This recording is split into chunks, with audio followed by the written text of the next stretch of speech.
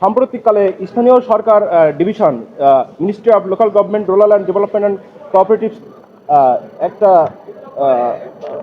নীতিমালা করেছে। নীতিমালার নাম হলো ঢাকা শহরের হকার ব্যবস্থাপনা নীতিমালা 2026।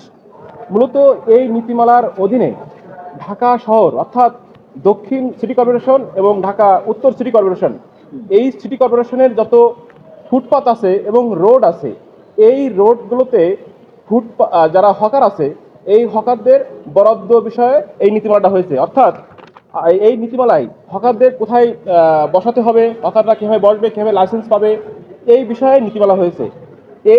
এই যে নীতিমালা ঢাকা শহরের হকার ব্যবস্থাপনা নীতিমালা 2026, এই নীতিমালা চ্যালেঞ্জ করে আমরা হাইকোর্টে রিট পিটিশন দায়ের করি। আমরা যেটা মাননীয় উচ্চ আদালতে চেয়েছিলাম সেটা হলো এই যে নীতিমালা এটা সংবিধানের সাথে সাংঘর্ষিক। যেহেতু সংবিধানের সাথে সাংঘর্ষিক, এটা কেন অবৈধ ঘোষণা করা হবে না? মাননীয় আদালত আমাদের যে যুক্তিতর্ক এবং বক্তব্য শুনছেন এবং শুনে রুল ইস্যু করেছেন। আমাদের রুলের টার্মসটা যদি বলি যে ইমপিউন পলিসি ঢাকা শহরের হকার ব্যবস্থাপনা নীতিমালা 2026 so far as relates to allocating the roads and footpaths among the hawkers in Dhaka City Corporation and Dhaka North City Corporation, violating the fundamental rights granted under Article 21 and 36 of the Constitution। অর্থাৎ সংবিধানের যে আমাদের freedom of movement দিছে, এই যে freedom of movement লঙ্ঘন করে ঢাকা শহরে যে ফুটপাত এবং রোডে হকারদের রাস্তা বরাদ্দ করা হয়েছে, এটাকে আমরা চ্যালেঞ্জ করছি এবং কোর্ট সন্তুষ্ট হয়ে, আমাদের বক্তব্য সন্তুষ্ট হয়ে, আমাদের যে প্রেয়ারে সন্তুষ্ট হয়ে রুল ইস্যু করেছে। এটাই আমাদের আজকের বক্তব্য।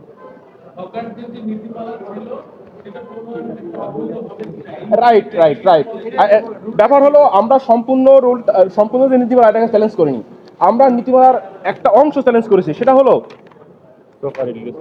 অ্যালোকেটিং দ্য রোডস অ্যান্ড ফুটপাথস এবং দ্য হকার্স। অর্থাৎ মানে রোডস এবং ফুটপাতে যে হকারদেরকে বরাদ্দ দেওয়া হচ্ছে, এই বরাদ্দের বিরুদ্ধে আমরা মূলত চ্যালেঞ্জ করছি, এই বরাদ্দকেই চ্যালেঞ্জ করছি। কোর্ট আর রুল ইস্যু করছে এই বিষয়ের উপরে, কোর্ট রুল ইস্যু করছে। হ্যাঁ, কেন এটা সংবিধানের সাথে সাংঘর্ষিক ঘোষণা করা হবে না?